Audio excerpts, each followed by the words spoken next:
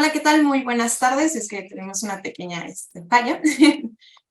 Agradezco a todos ustedes el día que nos acompañen el día de hoy dentro de lo que sería esta jornada de Ciencia Política 2023 de la UAM Iztapalapa, segunda edición.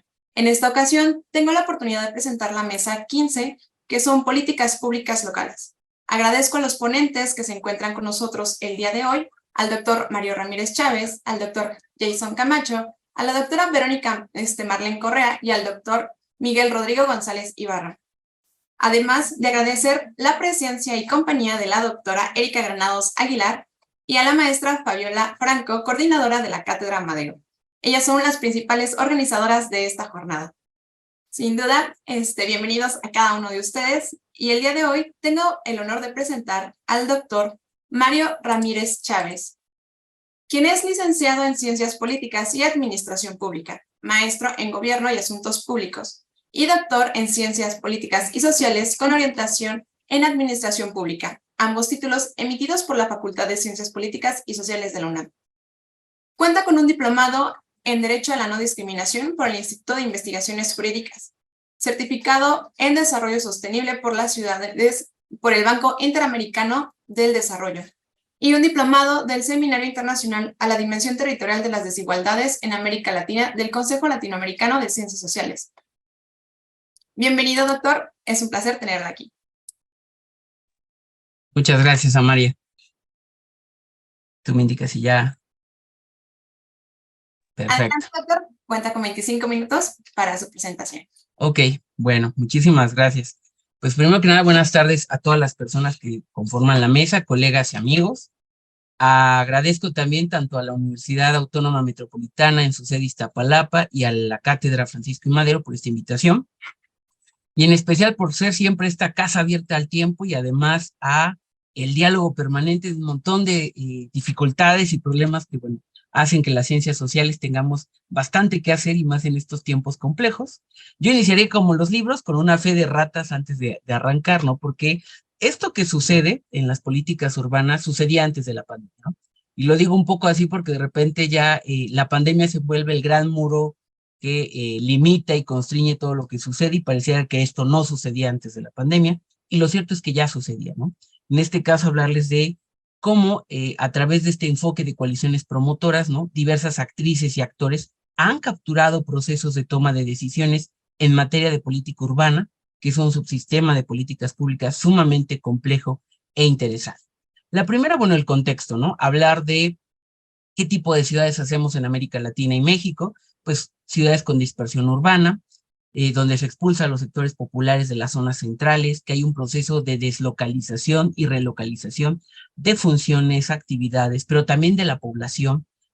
Hay una conversión del suelo, cada vez nuestras ciudades consumen más suelo, ¿no? Más suelo de vocación rural, se vuelve un suelo urbano, que está a kilómetros de la centralidad, pero que está incorporado ya sea funcionalmente o porque se vuelve una zona de casa-habitación o famosas ciudades dormitorio.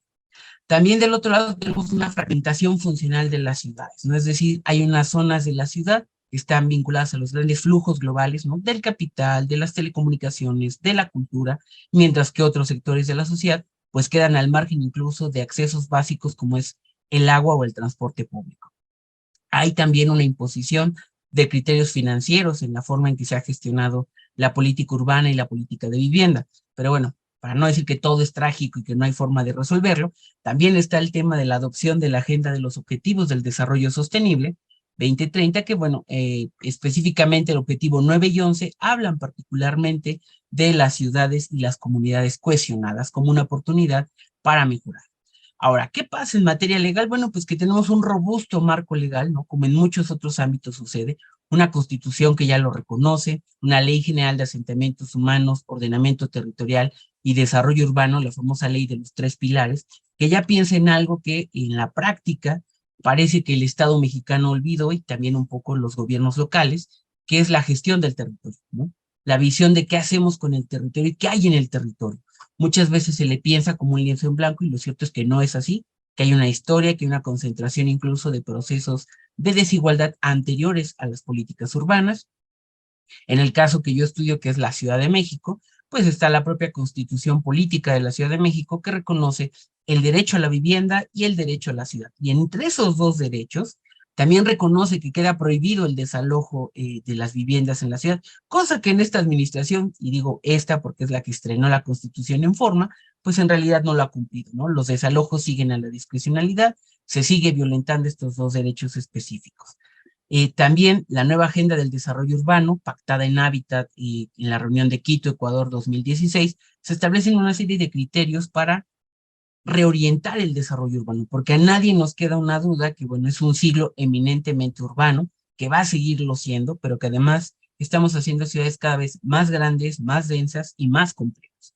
Ciudades que deben ser compactas, ¿no? Un proceso de redensificación de, bueno, ya no hay hacia dónde crecer hacia los lados, ahora habrá que crecer hacia lo alto, pero ¿bajo qué criterios? ¿No? Una resiliencia urbana, bueno, lo estamos viviendo con estas famosas olas de calor en el caso de México, bueno, la cantidad de calor que viven nuestras ciudades y que no están diseñadas para enfrentar estos desafíos. La sostenibilidad y el cambio climático, también aunque hay todavía quienes niegan la existencia de esto, bueno, la variabilidad medioambiental que estamos padeciendo en estos años es evidencia de que esto es irreversible y que a lo mejor tendríamos que hacer ciertas políticas de mitigación, la movilidad y la inclusión social. Ahora, ¿qué sucede en esta gestión? Bueno, pues que hay por lo menos tres grandes enfoques que imperan en la forma en que se hace la política urbana: políticas públicas por un lado, la gestión pública y la gerencia pública. En distintos ámbitos, ¿no?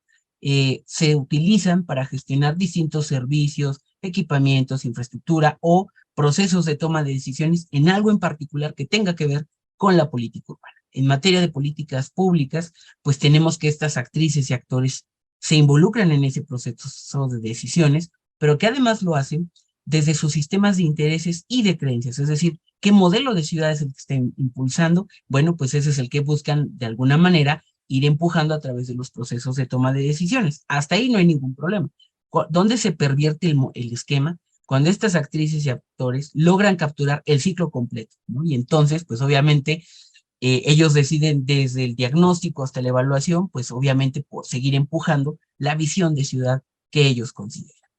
Hablar que hay cuatro grandes disputas en las ciudades, ¿no? Que es la disputa por el marco legal, es decir, cómo hacemos ciertas reglas que favorezcan al capital financiero e inmobiliario; la disputa por la planeación urbana, es decir, cómo adecuamos, modificamos o desmantelamos ciertos instrumentos de planeación urbana que son candados a esta lógica urbana; la disputa por el espacio público y también la disputa por el suelo urbano. Porque el bien más preciado después del agua en una ciudad como Ciudad de México, y como ocurre en muchas ciudades, el suelo es el bien más preciado porque es escaso. Brevemente les quiero hablar que, bueno, hay una fragmentación en la gestión urbana, ¿no? Tenemos por lo menos distintas agencias e instituciones que se encargan de la gestión de ciertos proyectos urbanos que no tendrían que estar, porque en realidad todo es en materia urbana. Quizás acompañar a SEDUBI, que es la secretaría responsable de esta política urbana, y lo cierto es que no ha sido de esa manera. Y esto se debe también a que hay un nivel de conflictividad en la gestión urbana que lo que hace es atomizar los espacios de toma de decisiones para de alguna manera fragmentar la oposición y mantener un nivel de conflictividad que sea favorable a la gestión que el gobierno central de la ciudad desea sobre ciertos proyectos. Y bueno, decir que esto no empezó ayer, ¿no? Empezó hace casi 23 años atrás, ¿no? Esta historia comenzó en el 2000 con una serie de preparativos legales e institucionales que dieron cuenta de cómo ir adecuando este marco legal para favorecer a los grandes grupos inmobiliarios. Por un lado, el bando 2 de redensificación, que fue esta política que trató de regresar a la centralidad de la Ciudad de México toda la gente que se fue tras los sismos de 1985 y que al final del día pues fue fuertemente utilizada por los grupos financieros para enriquecerse a costa de estas facilidades. La otra, la norma 26, que favorecía que, bueno, si uno construía un edificio de departamentos y los vendía en menos de 750,000 pesos, la propia ciudad les daba un plus para construir hasta 5 niveles más, siempre y cuando se vendieran en eso. El truco vino que la constructora decía que los iba a vender en eso, se los vendía a otro socio y ese socio entonces ya los podía vender a nivel residencial de 3 millones hacia arriba. Son parte de las lógicas que, bueno, pues en el proceso no se contemplaron cuando se hizo ese marco legal. Después vino este boom inmobiliario y financiero, en donde son criterios financieros, la rentabilidad y la tasa de retorno lo que garantiza la política urbana. Y finalmente en esta otra, que aunque se habla de un cártel inmobiliario y se acusa solo al cártel de la Benito Juárez, lo cierto es que este cártel inmobiliario tiene actrices y actores de todos los partidos políticos. Hay una red muy compleja de interacciones. Y bueno, me quiero adelantar un poco para hablar de los grandes proyectos urbanos, ¿no? Que es esta nueva figura con la cual se está interviniendo las zonas centrales de las ciudades mexicanas, no solo en Ciudad de México, y que es una forma pues de renovar ciertos espacios que, bueno, han cambiado de vocación. Anteriormente zona industrial, hoy se vuelve una zona de servicios o incluso un suelo mixto, es decir, comercio, viviendas, oficinas, que finalmente pues aprovechan las ventajas de su ubicación céntrica. Aquí les resumo tres grandes proyectos urbanos que están en Ciudad de México, los impactos que tienen de acuerdo a la medición en cuanto a radio, ¿no? El que está en azul es 5 kilómetros, el rojo es 10 kilómetros a la redonda. Son grandes proyectos urbanos como es el Nuevo Polanco, Mítica y el Corredor Cultural Chapultepec. Los constructores dicen que pues el radio solo impacta 1 kilómetro a la redonda. Lo cierto es que midiendo el impacto que hay sobre presión de servicios como es agua, alcantarillado, drenaje, transporte, voltaje del eléctrico, porque eso casi nunca se mide cuando hacen este tipo de proyectos. No es lo mismo tener una casa de 3 pisos al día de mañana tener una torre de 60 niveles que está prendida a las 24 horas. Obviamente la demanda de energía es mucho mayor y sobrepasa la capacidad instalada de las subestaciones eléctricas en el caso de Ciudad de México. Estos grandes proyectos urbanos además se venden por la lógica de decir están céntricos, la gente puede llegar caminando y por lo tanto disminuye. Lo cierto es que no está disminuyendo, lo que está generando es una presión sobre los bienes y servicios. El caso de Nuevo Polanco es emblemático en el metro, por ejemplo, una estación que usualmente tenía de 1,000 a 2,500 usuarios al día, pasó a tener cerca de 70,000 usuarios en un día. Entonces, habla de la enorme demanda que está generando, porque lo que hacen estos proyectos es hacer obras, pero no ciudad. Hablar que además, bueno, estos tres casos, Mítica, Ciudad Viva, Corredor Cultural Chapultepec y Nuevo Polanco, bueno, tienen una serie de mecanismos con los cuales, por lo menos los dos, tanto Mítica como Nuevo Polanco, lograron imponerse, lograron llevarse a cabo, y eso es principalmente porque hubo una gran congruencia entre los intereses y las ideas que tenían las actrices y actores que los impulsaron.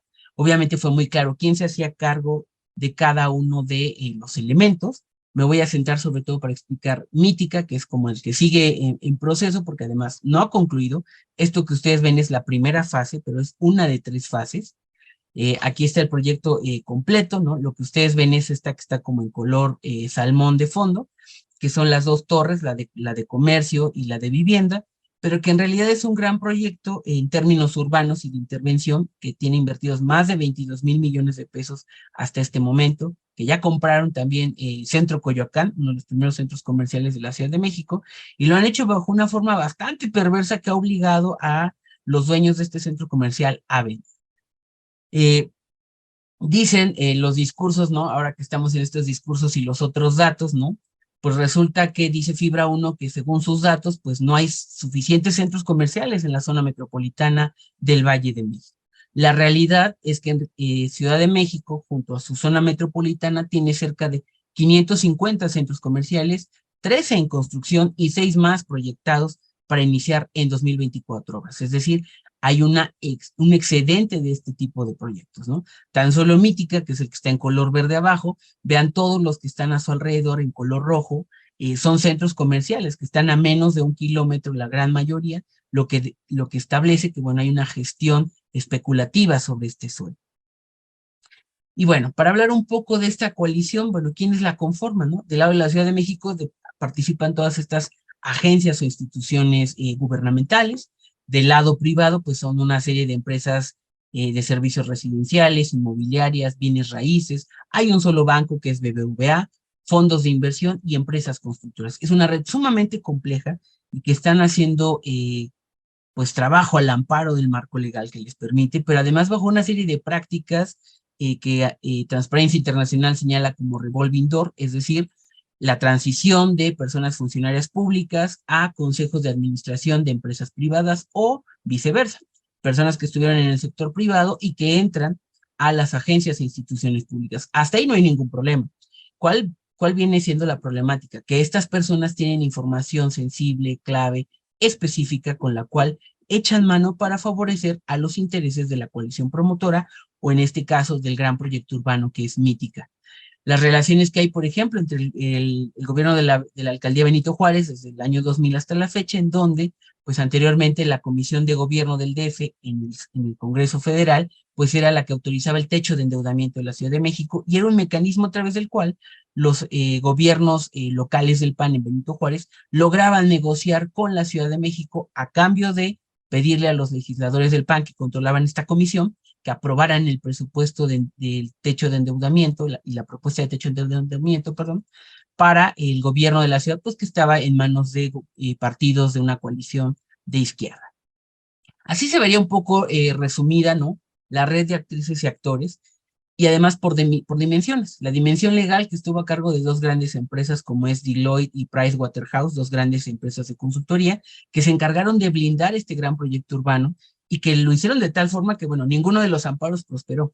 No prosperó el amparo por el tema del derecho humano al agua. No prosperó el amparo por daños al patrimonio arquitectónico y urbanístico del pueblo de Joco, que fue dañada la iglesia durante la cimentación de Mítica. No prosperó durante el amparo por cambios al uso del suelo y tampoco prosperó el amparo por el pueblo originario que es Joco, porque la Ciudad de México no lo reconoce como un pueblo originario y esto es un plan perverso para evitar poder amparar y llevar a consulta todas las obras que hay alrededor de Joco.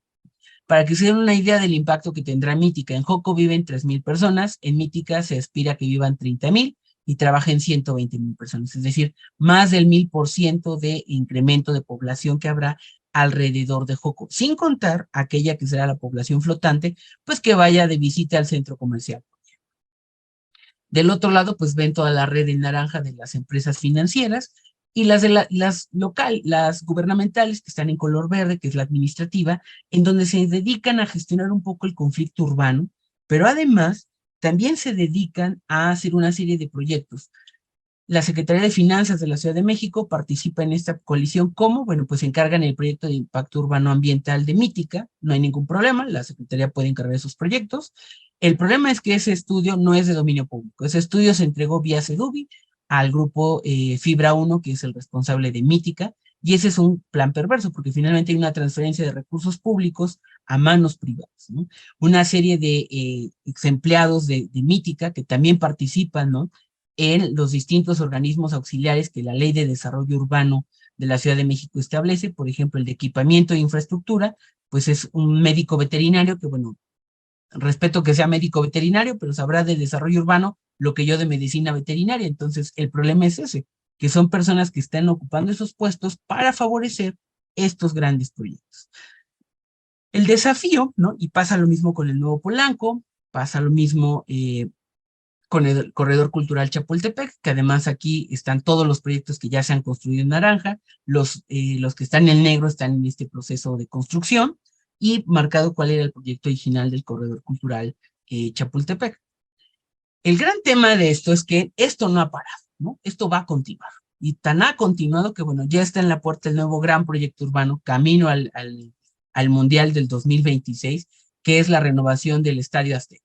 No hay ningún problema, puesto que compete solo al Estadio Azteca, ¿no? Pueden hacer con el predio del Estadio Azteca lo que gusten, ¿no? Ampliarlo, modernizarlo, levantarle un hotel, un centro comercial, hacer un estacionamiento subterráneo.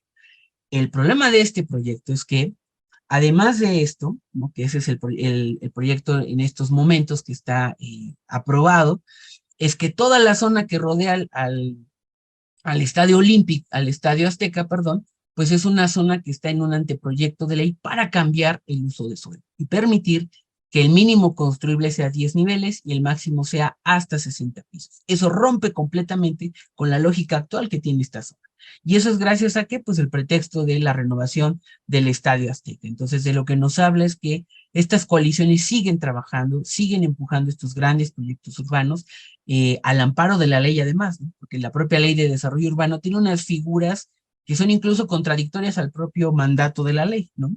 Se establecen ciertos niveles de construcción en la zona, pero bajo ciertos regímenes especiales se puede hacer una excepción a la norma que permita que este proyecto logre prosperar. Si prospera, bueno, el problema es, además de la especulación que va a haber sobre el suelo, la presión nuevamente sobre los servicios públicos, ¿no? Transporte público, sobre el agua, sobre las vialidades y sobre la red eléctrica. No sé cuánto tiempo me queda, Samaria, pero si no... Justamente empiezas en 5 minutos, Ah, doctor. perfecto, entonces sí, lo logramos.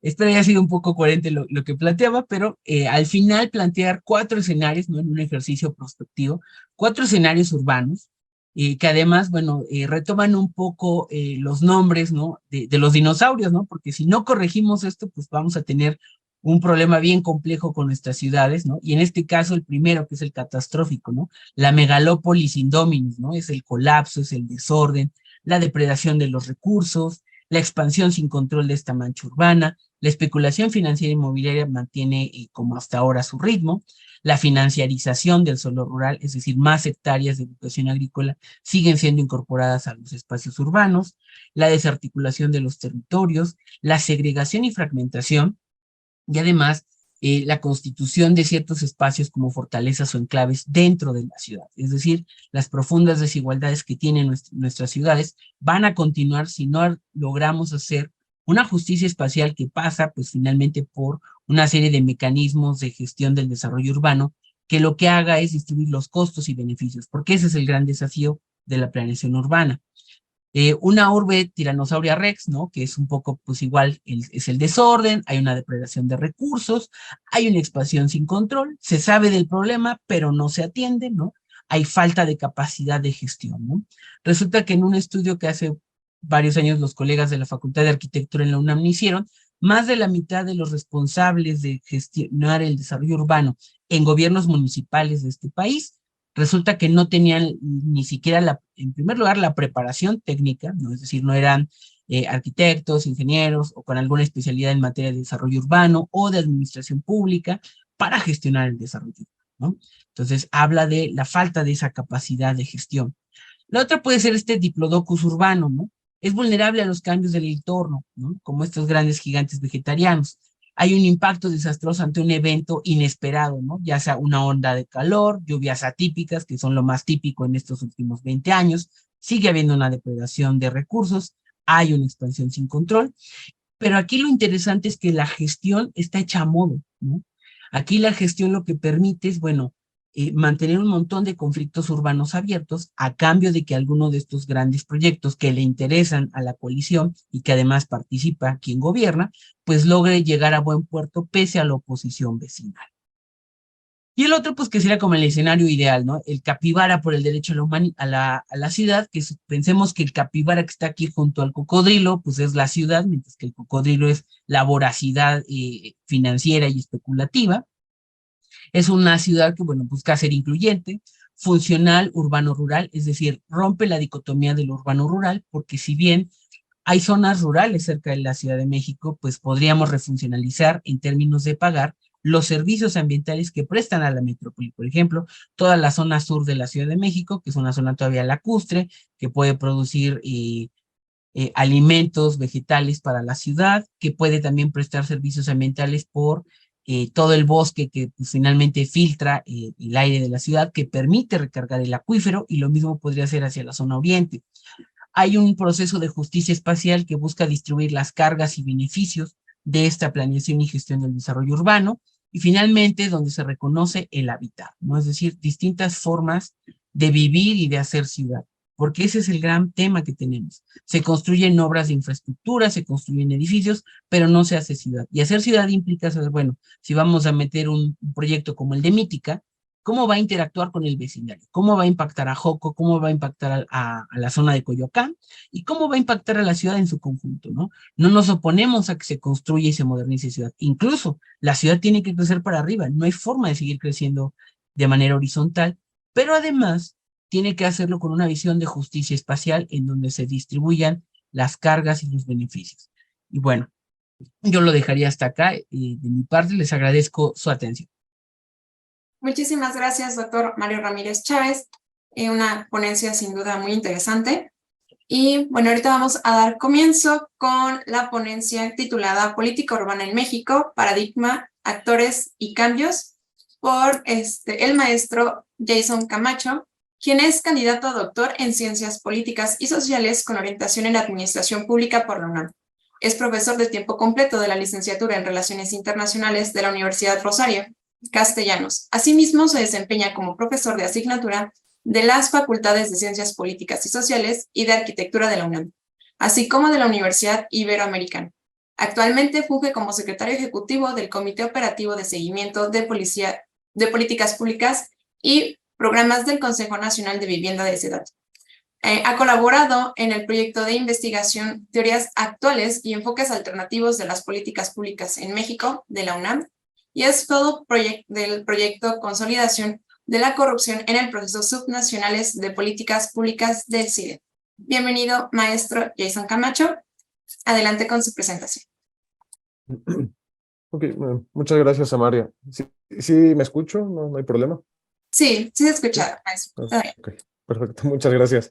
Ok, bueno, pues antes que nada, mi agradecimiento con la coordinación en Ciencia Política de la UAM Iztapalapa, con la doctora Erika Granados y con las autoridades de la Cátedra Francisco I. Madero de la UNAM. Uno, por la organización de este evento, que yo sé que no ha sido fácil, llevar tantas mesas, tantas semanas, es un gran reto. Y sobre todo, pues por la oportunidad de que podamos coincidir aquí especialistas pues de todo el país, ¿no? Para discutir yo creo que los temas más urgentes en varias áreas políticas y particularmente en esta que creo que es algo que en los que estamos aquí compartimos una vocación naturalmente hacia el tema urbano, ambiental, hacia las cuestiones locales, pero irónicamente yo les voy a hablar un poco desde lo federal y cómo eso impacta en lo local, ¿no? Es un poco de lo que va mi ponencia. Y me permito compartir pantalla, no sé si se puede ver. Sí, sí se puede visualizar, maestro. ¿Sí? Ok, bueno, entonces mi ponencia va titulada como Política Urbana en México, Paradigma, Actores y Cambios, que básicamente se desprende de mi investigación doctoral que estoy concluyendo, en la cual pues yo me estoy centrando en analizar algo que se llama el enfoque del cambio en las políticas, ¿no? Es decir, cómo y por qué cambian las políticas públicas. Y son enfoques, o es un gran enfoque que básicamente se centra mucho en comprender la dinámica decisional y el proceso político que nos lleva a que cambien las políticas públicas. Y naturalmente yo lo estoy enfocando en un campo que es la política urbana. ¿Y por qué la política urbana, no? ¿O por qué estudiar el cambio en estos aspectos? En términos teóricos, pues estudiar el cambio, yo lo manifiesto aquí como un asunto importante porque durante muchos años, casi la segunda mitad del siglo XX, que fue cuando se gestan las políticas públicas, tendíamos a analizar las políticas siempre bajo una lógica del ciclo, ¿no? Es decir, se diseñan, se implementan, se evalúan, repita, y es cíclico, ¿no? Y no se asumía mucho un aspecto, que en la realidad las políticas no operan de forma lineal, ¿no? Tenemos que entender las dinámicas y procesos que impulsan el cambio, porque no tienden a ser cíclicas en la práctica. Ahora, si esto lo trasladamos a la política urbana, en el caso mexicano, hay algo bien particular de por qué estudiar el cambio. Porque básicamente durante 40 años de haber institucionalizado la política urbana en México a raíz de la primera Ley General de Asentamientos Humanos en el 76, pues todos los problemas que hemos tratado de atender en realidad no son de corte urbano, ¿saben? O sea, queremos atender la planeación, queremos atender el medio ambiente, la planeación democrática, los ejidos, y de fondo eso no es urbano, indirectamente le toca a lo urbano, ¿no? Entonces, aquí lo que quiero llegar es que no se han estudiado los asuntos de la ciudad en sí, y tampoco se les ha considerado como resultado de decisiones y cambios de política pública, ¿no? O sea, diría algún buen profesor y colega que he tenido que me decía que la ciencia política recién está descubriendo el urbanismo, ¿no? Yo lo diría un poco al revés, creo que recién el urbanismo se dio cuenta que las ciudades crecen por decisión política, ¿no? Más allá de lo económico. Y yo quiero compartirles dos hipótesis que he planteado, ¿no? Que básicamente solo ha habido dos cambios en la historia de la política urbana a nivel federal en México, ¿no? 1993, 2016. ¿Por qué esos 2 años? Porque es cuando se reforma la Ley General de Asentamientos Humanos. Y mi hipótesis central es que básicamente esto ha dependido justamente de la transferencia de políticas internacionales, entre paréntesis, ONU Habitat, de una consolidación dominante en este subsistema de la política urbana y un cambio en la imagen de la política, ¿no? O sea, un poco lo que los sociólogos dirían el imaginario colectivo, nosotros lo denominamos más como la imagen de la política, es decir, qué discursos, qué recursos gráficos tenemos en torno a un problema, eso es lo que se ha tratado de cambiar. Y bueno, yo asumo que estos cambios en principio han sido del 93 un cambio de corte incremental rápido, es decir, pasos pequeños pero muy rápidos, porque nadie se dio cuenta que cambió. Y el de 2016 un cambio paradigmático gradual, ¿no? O sea, un cambio muy lento, pero que fue radical. Ahora sí que están como en los extremos justamente de análisis los dos cambios. De manera que cuando uno ve estas tres variables independientes, reitero, transferencia, conformación de una comunidad de imagen de la política, yo parto de que si tú conjuntas esto puedes lograr un cambio que se conoce como cambio de tercer orden, ¿no? Un cambio paradigmático en el que tú creas nuevas políticas, nuevos instrumentos, orientaciones, nuevas teleologías, ¿no? Es decir, nuevos objetivos. Pero pues es justamente lo que les quiero compartir un poco con estos avances de investigación. Y para ello les comento, ¿no? Que la metodología que yo he usado de manera puntual es lo que conocemos como el rastreo de procesos, que es una metodología que está comenzando a tomar cierto auge, creo yo, en la región latinoamericana y la estamos prefiriendo mucho en ciencia política porque nos permite entender procesos decisionales, ¿no? Es decir, partimos de que hay una X, una causa y una Y, un resultado, pero en medio pues, no solemos saber qué pasa, ¿no? El rastreo de procesos pues quiere justamente saber cuáles son las partes empíricas de ese mecanismo decisional que nos lleva a un resultado. Y esto es un rastreo basado en la teoría, ¿no? Es decir, a mí la teoría ya me dio indicios de que el término transferencia de políticas, la consolidación de una comunidad, son las premisas teóricas que me van a llevar al cambio. Yo lo trato de contrastar empíricamente. Y porque en este caso, para entender el tema de la política urbana a nivel federal, ¿con qué quiero llegar a esto? No es que antes no hubiera política urbana en México o que no hubiera ciudades, siempre han habido ciudades en este país, ¿no? Pero hablamos de política urbana institucionalizada en el 76 porque no teníamos un instrumento globalizador del desarrollo urbano, ¿no? Cada quien lo hacía de manera fragmentada, digo, al día de hoy sigue siendo fragmentado, pero antes lo era más. Y hay algo aquí interesante, que muy difícilmente la gente asume que el urbanismo es un asunto de política pública, ¿no? O sea, hay una relación espacio-gobierno-personas, o sea, el gobierno es el catalizador, es el tomador de decisiones, son nuestros representantes moldeando la ciudad, y a veces es una relación que yo la veo indisociable, pero si uno lo ve desde el campo urbanístico, geógrafo, pues no queda muy claro, ¿no? Y algo bien interesante, o sea, en México comenzamos a internalizar mucho el asunto de la planeación urbana y el desarrollo urbano a principios del siglo XX. Y aquí viene un primer gran motor del cambio, es decir, ¿cómo se detonan esos estudios? Pues básicamente con algo que se conoce como el turismo de política pública, ¿no? Un precedente muy claro está con el ingeniero Miguel Ángel de Quevedo, que se sabe que cuando él llegó a viajar a Europa a varias cumbres internacionales de planeación urbana y de sanitización de las ciudades, pues esas ideas las trajo a México, ¿no? Y muchos arquitectos, ingenieros hacían eso para comenzar a fomentar pues un desarrollo urbano más higienizado, ¿no? O sea, ciudades más conectadas, con mayor acceso al agua, no tan estrechas, tan sucias. Pero fíjense, o sea, del inicio del siglo XX hasta la década de los 70, pues pasó un buen tramo. Y aquí viene lo interesante, es decir, institucionalizamos la política urbana en México en la década de los 70 por una razón muy sencilla, que se llama la primera cumbre de ONU Habitat. Es decir, esa cumbre de No Hábitat básicamente sirvió para algo, en términos muy políticos, que el presidente de ese momento, que era Luis Echeverría, pues pudiera llegar a ONU Hábitat diciendo, saben que México está a la vanguardia, nuestras ciudades pues van bien y nuestros instrumentos son los mejores. Nuestro instrumento es tan bueno que se llama igual que la cumbre. De asentamientos humanos, nuestra ley es general de asentamientos humanos. Entonces, pues cuando uno va viendo esto, dices, pues la primera ley ni siquiera respondía a desarrollo urbano, solo quería demostrar liderazgo político presidencial. Eh, y todavía muy particular, fue una ley que se creó sin considerar instrumentos previos, es decir, los instrumentos que había a nivel subnacional en los estados. Y esto también tiene sus bemoles, ¿no? Porque fíjense, algo muy curioso de esa primera ley general de asentamientos es que nos dice que la secretaría encargada del desarrollo urbano del país era la Secretaría de la Presidencia, ¿no? O sea, no era la Secretaría de Obra Pública, no, o sea, era Presidencia quien se encargaba de esa materia, o sea, era un asunto presidencial.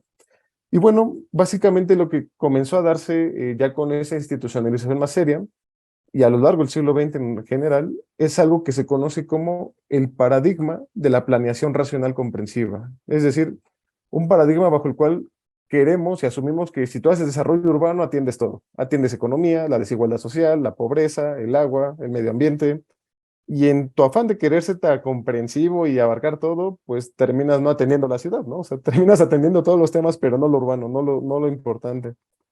De ahí el asunto de estudiar el cambio en esa ley o en ese instrumento, porque la ley general tiene una característica, que como ley general se replica en los tres órdenes de gobierno o busca tener alcance en esos órdenes, y que es el instrumento más comprensivo que tenemos, ¿no? Incluso si uno se mete a esa ley, es una ley Seguramente el doctor Mario lo debe tener hasta más claro que yo, pero es una ley como de 160 páginas, o sea, es tan comprensiva y quiere abarcar todo, que le metieron capítulos de todo. Entonces, ese es un poco el asunto.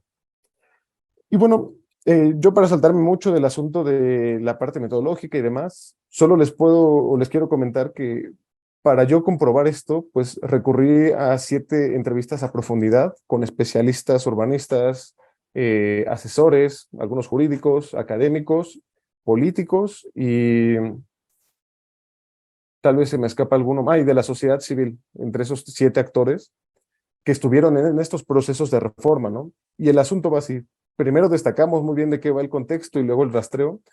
Lo que ustedes pueden ver aquí gráficamente es que uno pensaría que la reforma del 93 pues respondía justamente a que México estaba entrando en el discurso de la modernización de Carlos Salinas de Gortari, ¿no? O sea, la llegada del Telecán, la privatización, el apostarle todo al privado y modernizar el ejercicio público, pues uno pensaría eso fue lo que llevó a la reforma del 93, ¿no?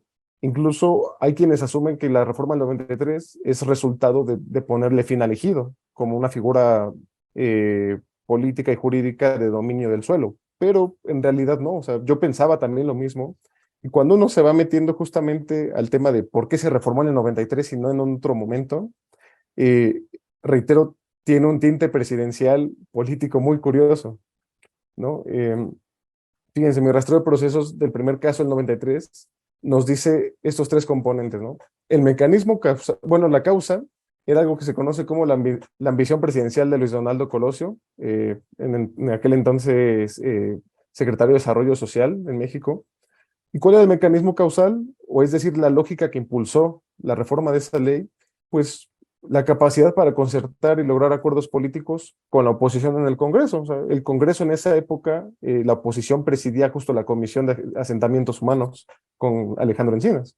Entonces, el experimento fue la Ley General de Asentamientos, es decir, vamos a tomar esa ley, a reformarla y a demostrar que tenemos suficiente capital político para lograr reformas con la oposición. De manera que aquí lo que ustedes pueden ver es que no hay una evidencia empírica de que existiera transferencia de políticas, es decir, transferencia de organismos internacionales o difusión de ideas extranjeras, sino que fue algo totalmente local y pues que en realidad no se conformó una comunidad, sino un grupo compacto o lo que en política pública conocemos como un triángulo de hierro, ¿no? Una mancuerna básicamente entre funcionarios, políticos, eh, que ustedes los pueden ver aquí, Luis Donaldo Colosio, Alejandro Encinas y el director jurídico de Sedesol en ese momento. Y fíjense, esta entrevista la pude tener con el doctor Antonio Azuela, que él fue, que hasta donde tengo entendido es el único asesor que sigue vivo justamente de esa reforma, porque él trabajó con Alejandro Encinas y él me dijo, ¿sabes qué? Esa reforma nadie sabía que existía, que no existen ni notas periodísticas de eso. O sea, hay gente que asumió que en 40 años nunca habíamos reformado la ley. ¿No? Porque en realidad fue un proceso político. Incluso como asesores, nunca revisaron nada.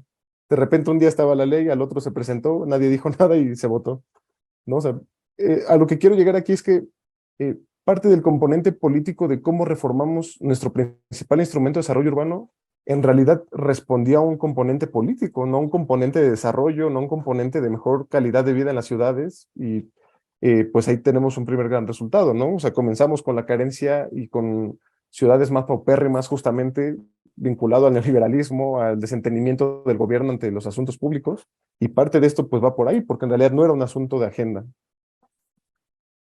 Y muy curiosamente, lo que ustedes pueden ver en este primer diagrama o esquema es que el tema tampoco fue prioridad para Enrique Peña Nieto. De hecho, en su campaña presidencial es muy bien sabido que él y básicamente Andrés Manuel López Obrador en 2011-2012 eran los únicos candidatos que no tenían una agenda urbana, no tenían propuestas de desarrollo urbano en sus campañas políticas, lo cual es irónico porque justamente Peña Nieto o ese sexenio se termina convirtiendo en el que se crea SEDATU, la Secretaría de Desarrollo Agrario, Territorial y Urbano, en 2013, que hasta el día de hoy sigue siendo la secretaría más joven, por así decirlo, de las que existen.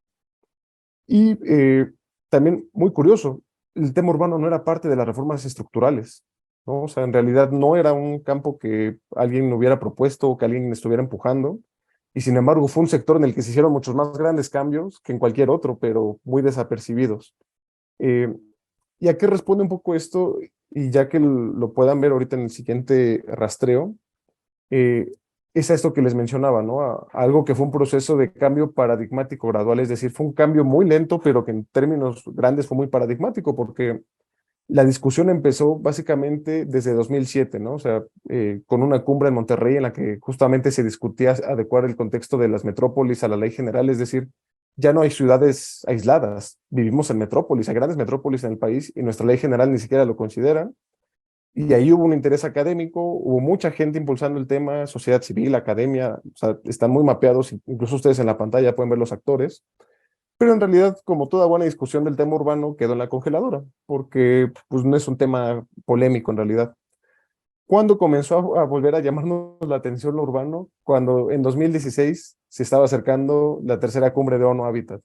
Literalmente dijimos, ya viene ONU Habitat, ¿qué vamos a hacer como país? Y de repente, como todo buen político, dije, pues tenemos una ley en la congeladora, o sea, ya está casi casi hecha para que se apruebe. Eh, y bueno, un poco de lo que pueden ver acá es que sí hubo cumbres, sí hubo discusiones, pero en realidad, pues también fue una ley que no tuvo gran contrapeso en realidad, ¿no? O sea, no hubo puntos de vista polémicos en torno a esto. A lo sumo, el gran punto de vista polémico fue que varios académicos exigían que la ley fuera todavía más detallada, por una razón. Querían que fuera más larga, que puntualizara más cosas, porque sabían que aprobando la ley, el Congreso se le iban a olvidar los instrumentos secundarios, ¿no? O sea, por eso es una ley tan larga. O sea, la gente quiso meter muchos principios, derecho a la ciudad, igualdad, género, movilidad, todos los temas que podías meter, mételos, porque si no es en este momento, no va a ser después. Por eso tenemos un diseño normativo tan enredado en esta ley, ¿no?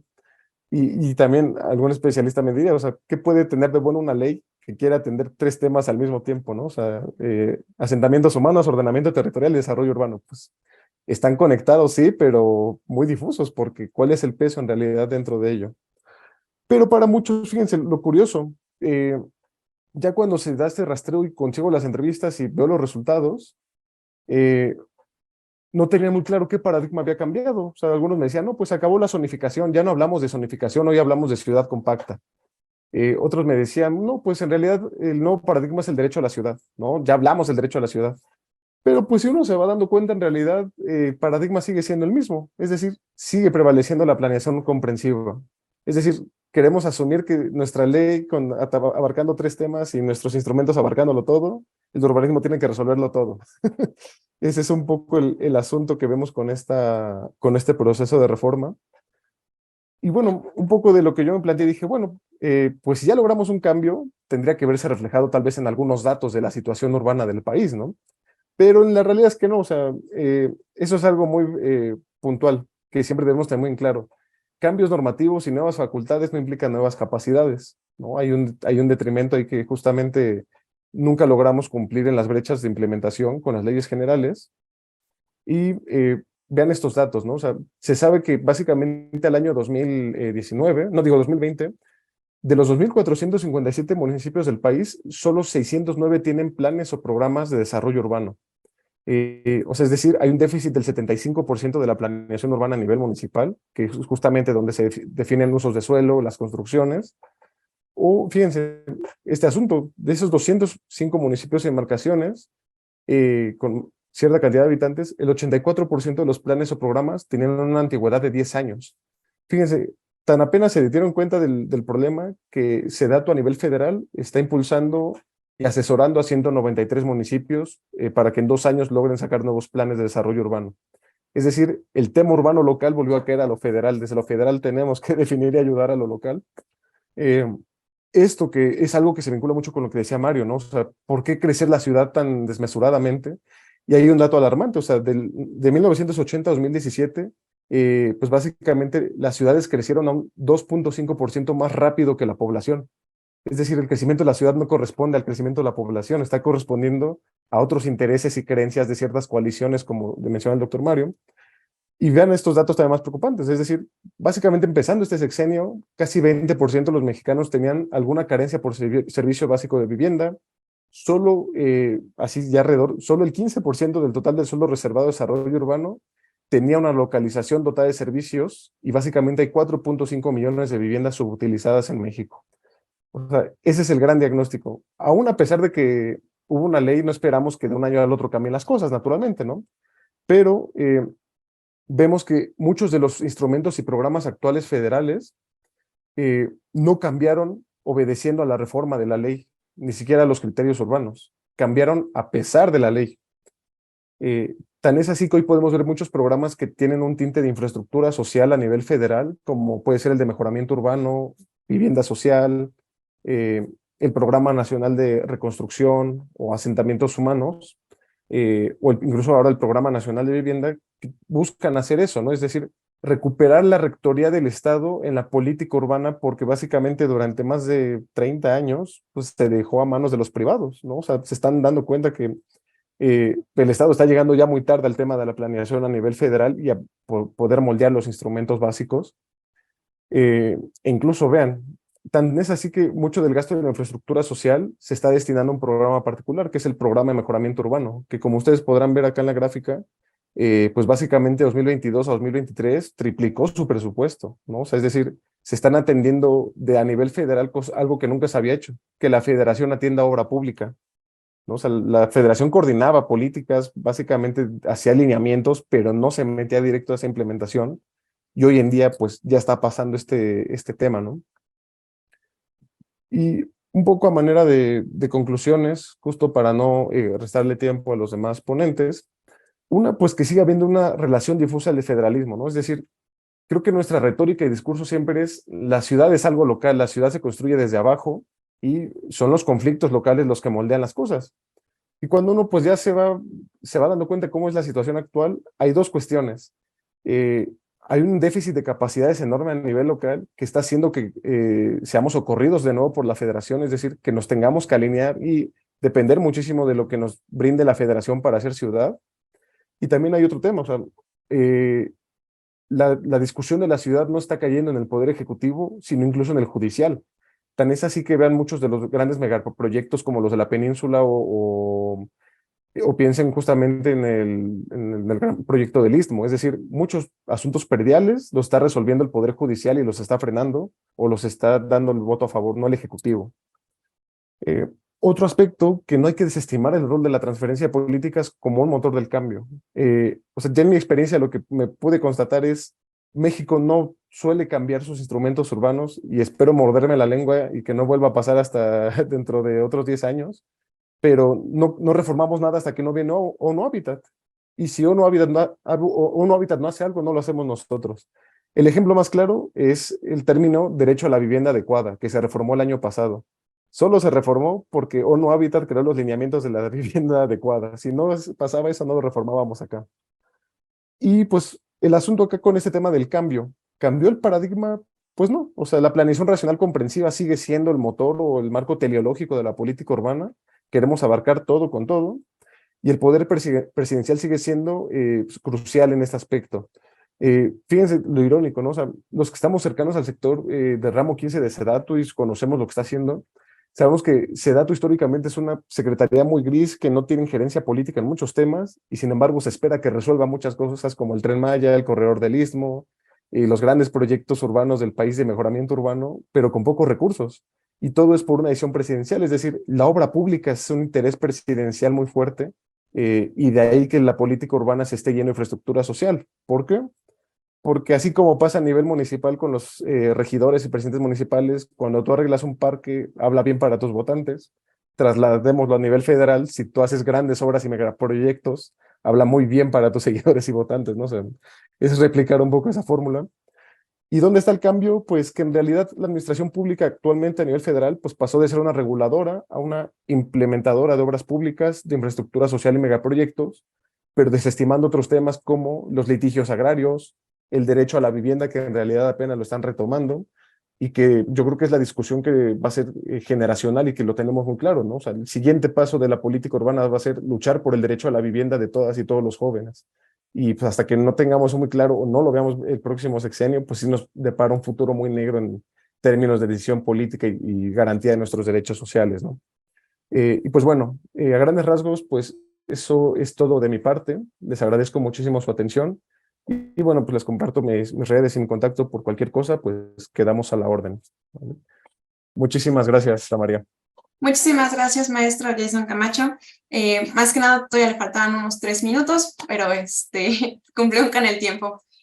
Por otra parte, bueno, vamos a darle la bienvenida a la doctora Verónica Marlene Correa Flores con el tema la expansión de los derechos de autonomía y autogobierno indígena a partir de la transferencia a las comunidades del presupuesto público.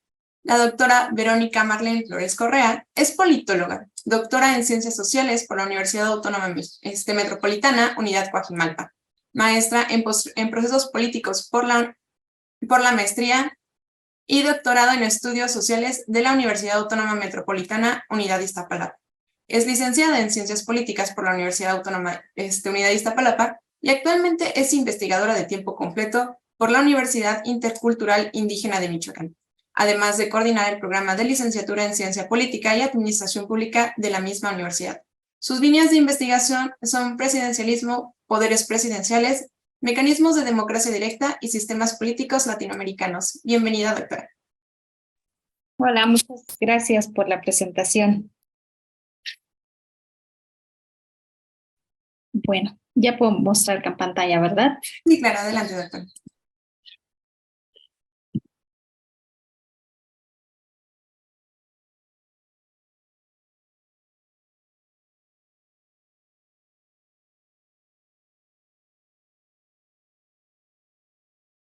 Muy bien.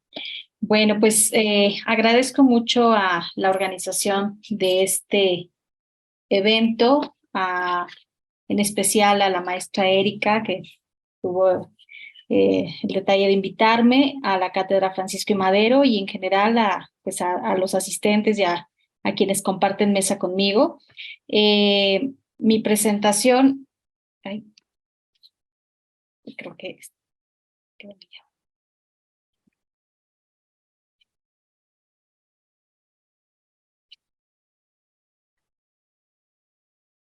Mi presentación se llama La expansión de los derechos de autonomía y autogobierno indígena a partir de la transferencia a las comunidades del presupuesto público. Pues bien, yo les voy a... Es que me regresa toda la pantalla porque como está en PDF, todo cambió.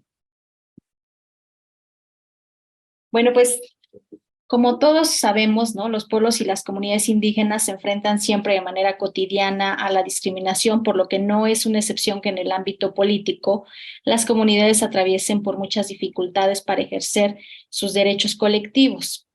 De manera general, ¿no? Nos encontramos siempre con este contexto que es muy fuerte de comunidades que todo el tiempo están confrontados con esta lucha por sus derechos, por ejercer sus derechos colectivos. Ay,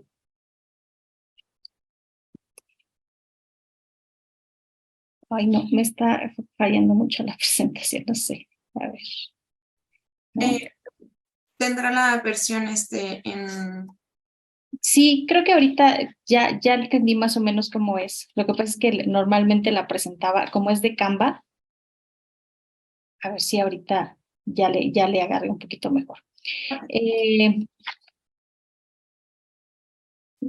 Bueno, como objetivo de esta presentación es analizar los avances de la expansión de los derechos político-electorales de las comunidades originarias a partir de la revisión del papel que ha jugado el Poder Judicial a través del Tribunal Electoral del Poder Judicial de la Federación en la definición de criterios jurisdiccionales que han expandido los derechos de los pueblos y comunidades indígenas al vincularlos con el principio de participación política efectiva a través de la transferencia a las comunidades del presupuesto público y el impacto que han tenido en el estado de Michoacán, en forma particular en lo que se denomina la meseta purépecha. Otra vez.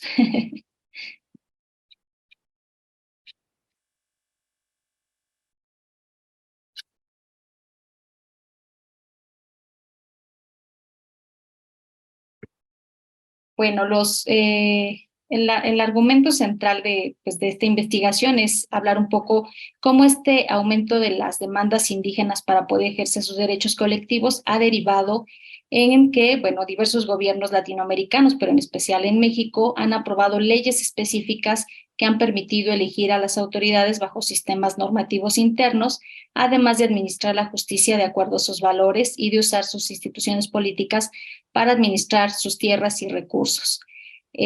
Para garantizar que exista pluralismo político en un sistema político es necesario asegurar que todos los sectores de la población encuentren espacios de representación política a través de sus sistemas de derechos políticos electorales. Aquí es importante acotar que, bueno, la aprobación de diversas reformas en materia indígena desde la década de los 90 y la primera década del siglo XXI han configurado un nuevo campo jurídico y que ha conducido a un proceso de judicialización en donde la meseta purépecha ha construido y se ha constituido como una de las pioneras en la reivindicación de estos derechos a través de esta vía judicial. Entonces, bueno, pues el tema central de esta ponencia pues es hablar acerca de cómo justamente en la meseta purépecha se han conformado diversas luchas, ¿no?, que han buscado esta vía a través de la judicialización para que se les asigne el presupuesto y, bueno, también, bueno, la idea del autogobierno y la autonomía. Tenemos, bueno, obviamente el caso paradigmático de Cherán como uno de los casos muy emblemáticos de la meseta, pero no es solo lo único, ¿no? Hay otras, en este caso vamos a abordar la parte de la reivindicación del derecho a través del presupuesto directo. El tema es importante, ¿no?, destacar que el papel que ha jugado el Tribunal Electoral para la expansión de los derechos se inserta sobre todo en esta idea de generar una mayor integridad electoral, ¿no? Sabemos que una de las principales preocupaciones de las democracias contemporáneas y que son analizadas por politólogas como Pippa Norris es que en general, ¿no?, existen malas prácticas electorales como pueden ser la compra de votos, el mal uso del financiamiento de los partidos, la exclusión de los candidatos, la manipulación de los distritos electorales, los sesgos en los medios de comunicación y la falta de acceso a la justicia. En ese sentido, pues el desafío para la democracia es una selección de gobernantes y determinar las prioridades de las políticas públicas, vincular a los ciudadanos con sus representantes, generar legislaturas inclusivas, controlar y rendir cuentas a los gobernantes y además de promover en los ciudadanos ordinarios nuevas formas de participación política. El marco jurídico que ha permitido o que permite que esta expansión de derechos esté presente para el caso mexicano, pues es a través de la Constitución Política del Estado, de la Constitución Política de los Estados Unidos Mexicanos, en el artículo 2, el convenio 169 de la Organización Internacional del Trabajo, la Declaración de las Naciones Unidas de los Derechos de los Pueblos Indígenas, la Declaración Americana de Derechos de los Pueblos Indígenas. Como derechos políticos de los pueblos originarios, pues que son derechos humanos, implican otorgar identidad individual y colectiva, su autonomía y organización de autogobierno, su elección a cargos públicos y su participación en decisiones y políticas públicas. En ese sentido, aunque existe el marco jurídico o aunque siempre ha estado este marco jurídico, la regulación no queda completa si no es a través, o no podía ser regulada de manera completa si no fue a través de justamente todo lo que ha sucedido a través del Tribunal Electoral. Entonces, aquí es muy importante destacar cómo en los últimos años las autoridades jurisdiccionales han tenido un papel muy importante para dar certeza jurídica a alguna de las peticiones que han llegado ahí a través de las diversas comunidades que se han acercado al Tribunal Electoral para poder generar criterios, ¿no? Sobre todo en cuanto al contenido y alcance de los derechos y los pueblos y comunidades indígenas y para vincularlos con la participación política efectiva. El Tribunal Electoral ha tenido en los últimos años un papel muy importante, sobre todo en algunas de las resoluciones de conflictos, y hay toda una serie de resoluciones que han estado analizando perfectamente, pues bueno, cuál es la condición de los pueblos y comunidades y la resolución de estos conflictos y la expansión de estos derechos. Otra vez. Es que no puedo dar enter, es cuando me pasa esto. Entonces, bueno, pues vamos a hablar un poco, ¿no? De en el marco jurídico, ¿no? De cómo ha ido expandiéndose justamente el papel del Tribunal Electoral para poder dar esta protección. Ha habido 3 etapas, ¿no? Que son definidas por algunos autores como el abogado Felipe Mata, que dice que el Tribunal Electoral tuvo al principio, ¿no? Una etapa que va del 99 al 2005, en donde se promovieron, ¿no? A través de estas resoluciones, dar justicia a las comunidades y sus integrantes. Una segunda etapa que le denomina como potenciadora o de fuerte intervención, que buscaba incidir en los conflictos comunitarios de manera inmediata y directamente. Y una tercera que él denomina como de mínima intervención y de máxima interculturalidad, que va de 2016 a la fecha, en donde se busca el ejercicio efectivo de la determinación y la autonomía de los pueblos y la mediación y del diálogo como principal recurso a la solución de conflictos. Bueno, vamos a hablar un poco ya, entrando un poco en materia, acerca de cómo se dio este proceso para el reconocimiento pues de esta tenencia de San Francisco Pichátaro, y que ha dado como paso justamente que diversas comunidades de la meseta se sumen para que se les reconozca el derecho a la asignación de presupuesto directo. Los reconocimientos judiciales que se han dado en los últimos años, en los últimos 10 años, han tenido casos muy paradigmáticos. El primero, pues, es el más conocido, que es el caso paradigmático de Cherán, pero después va a tener este caso paradigmático que es el de la comunidad de San Francisco Pichátaro, esta comunidad que en 2015 solicitó al municipio de Tingambato en Michoacán que, como parte de sus derechos a la autodeterminación, se transfirieran los recursos que corresponden respecto a los que el municipio recibe por parte de la Federación de los ramos 28 y 33 de la Ley de Coordinación Fiscal, para ser administrados por la autoridad comunitaria electa de acuerdo con sus normas y procedimientos y prácticas tradicionales. Esto desató obviamente un conflicto entre la comunidad de San Francisco Pichátaro y el propio municipio de Tingambato, quien pues obviamente rechazó la petición al no tener, argumentando que no tenía la posibilidad legal de otorgar ese recurso.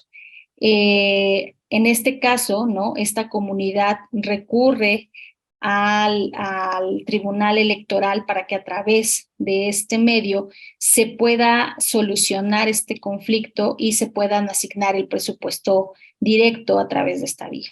Y aquí pues viene este cambio, ¿no? Este caso paradigmático, porque la Sala Superior retomó la interpretación amplia que se hace de la Observación General número 25 del Comité de Derechos Humanos de la Organización de las Naciones Unidas relativo a la participación de los asuntos públicos y el derecho al voto. La Sala Superior vinculó el derecho a la ciudadanía a participar en la dirección de asuntos públicos con el derecho a la participación política efectiva. ¿Qué quiere decir esto? Bueno, pues que lo que argumenta el Tribunal Electoral es que va a reconocer el derecho al autogobierno, pero que no nada más quede en un ámbito de índole cultural, sino también en el ámbito político. Es decir, que no se limita únicamente a que se nombren autoridades tradicionales por la vía de usos y costumbres, sino que también tenemos una dimensión económica que no se puede separar de las demás. Es decir, los pueblos y comunidades también tienen posibilidad de acceder y de distribuir económicamente los recursos. Esto va a tener un efecto muy importante porque a partir de esta resolución de la Sala Superior del Tribunal Electoral, donde se reconoce a esta comunidad purépecha de Pichátaro la tenencia en esta tenencia tener esta posibilidad de autogobierno, a partir de ello va a haber una serie va a tener un efecto para que haya una nueva ley orgánica municipal en el estado de Michoacán y que haya, que se inserte una nueva agenda política que ha sido pues impulsada sobre todo por quien es actual gobernador de Michoacán, para que se ejecuten una serie de cambios a la ley orgánica municipal y se apruebe un protocolo para la transición de comunidades indígenas al autogobierno. Entonces, digamos que ya había algunas comunidades que de manera inmediata habían empezado, a partir del caso de San Francisco Pichátaro, hubo una serie de comunidades que habían estado solicitando que se les asignara el presupuesto, pero que justamente a partir de esta reforma a la Ley Orgánica Municipal, que empezó en 2019, pero que se ejecuta hasta 2021, que se aprobara esta nueva Ley de Orgánica Municipal en donde se reconoce a estas comunidades para que puedan tener el derecho de administrar de forma directa. Y bueno, pues en el actual gobierno hay un nuevo protocolo para la transición de comunidades indígenas al autogobierno. Este protocolo contempla que a través de una serie de consultas y asambleas organizadas por el Instituto Electoral de Michoacán puedan decidir si las comunidades deciden transitar a este proceso de autogobierno ejerciendo el presupuesto directo. Entonces, bueno, aquí hay que decir una cosa, ¿no? Para poder acceder al presupuesto directo, bueno, se tiene que tener, ¿no?, el carácter de tenencia y estar prevista en el catálogo de pueblos y comunidades indígenas del INPI. Esto se hace a través, les digo, de un proceso de celebración de una consulta presentada en una solicitud de la comunidad indígena ante el Instituto Electoral, y esta a su vez hace el estudio de la solicitud y trabaja a través de una cuestión preparativa de la consulta en donde se coordina con el ayuntamiento para saber si el ayuntamiento va a tener una participación en la consulta. Se ejecuta la consulta y una vez que se ejecuta la consulta, se califica la consulta por parte del Instituto Electoral y se da paso para este proceso de asignación del presupuesto. El panorama actual en Michoacán, sobre todo les digo en la meseta purépecha, es que hay diversas comunidades que ya pues se han estado integrando a esta forma de participación de su presupuesto. Algunas de ellas, bueno, lo habían hecho a través de un convenio entre ayuntamiento y las comunidades, al menos 4, y otras que les comentaba, ¿no?, fueron hechas a través de las resoluciones del Tribunal Electoral. Pero una vez que fue aprobada esta nueva ley orgánica municipal y que además se establecieron los parámetros en este protocolo para la transición, cada vez más comunidades se han sumado, ¿no? Son actualmente 29 comunidades las que ejercen su presupuesto por vía directa. Muchas de estas comunidades lo han hecho sobre todo en los últimos 3 años, en el 2021, 2022 y 2023. Las comunidades, por supuesto que la mayoría de estas comunidades lo ha hecho a través de este convenio, de esta consulta que se hace a través del Instituto Electoral, y bueno, pues han aprovechado, digamos, este proceso a través de este proceso de protocolo de transición a las comunidades y de esta nueva ley orgánica.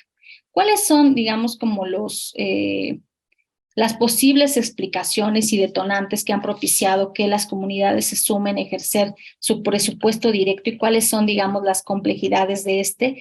Bueno, en primer momento hay que entender que muchos de estas comunidades que empezaron este proceso de petición ante el Tribunal Electoral para que se reconociera su derecho para el autogobierno, venían de contextos, pues de contextos de descontento con los ayuntamientos y sus necesidades, ¿no? Había un descontento generalizado, había una serie de incumplimientos por ejemplo, sobre vivienda, sobre asignación de recursos para mejoras del municipio, de las comunidades, y bueno, pues además el contraste entre la organización municipal, ¿no?, de corte mestizo frente a las comunidades originarias, ¿no? Entonces había ya en ese momento pues un descontento generalizado. Y A esto se suma también otro descontento que tiene que ver con los partidos políticos, ¿no? La organización de los partidos, sobre todo cuando irrumpe el PRD frente al PRI, digamos en la década de los 90, y que eso generó una serie de conflictos políticos muy importantes al interior de las comunidades que en cierto momento empezaron a ver con rechazo, sobre todo porque incidían en la organización comunitaria, y eso empezó a generar una serie de conflictos que pues empezaron a buscar nuevas salidas a través de otras vías que no tenían que ver la vía partidaria, ¿no? Y bueno, pues también este contexto de luchas autonómicas de la región ha tenido pues un efecto, ¿no? Un efecto de contagio, por así decirlo, de las comunidades quienes han buscado a través de estos ejemplos, ¿no? Buscar ellos también este proceso.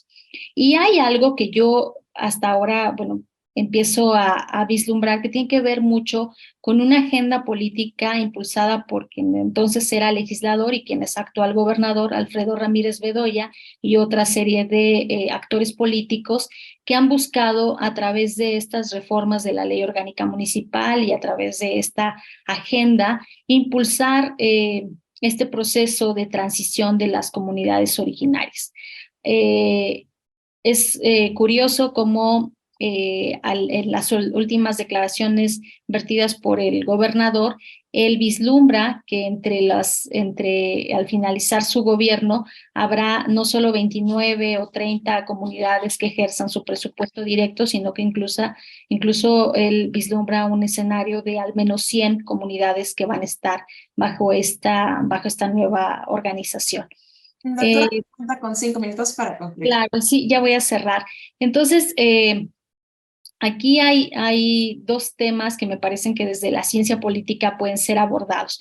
Yo me he dado cuenta que la mayoría de los trabajos que han abordado, sobre todo el fenómeno de los gobiernos autonómicos, han estado, bueno, dirigidos, ¿no? Sobre todo a entender, digamos, la organización comunal, entender cómo está organizado, pero hay un efecto político que al menos hasta ahora no he visto, que tiene que ver con cómo también el propio gobierno estatal tiene también vínculos con estas comunidades para seguir también ejerciendo liderazgos a partir también de otorgar ampliar, digamos, los derechos, pero también, ¿no? Con un efecto también de vínculo con las comunidades de manera para también seguir manteniendo como una línea.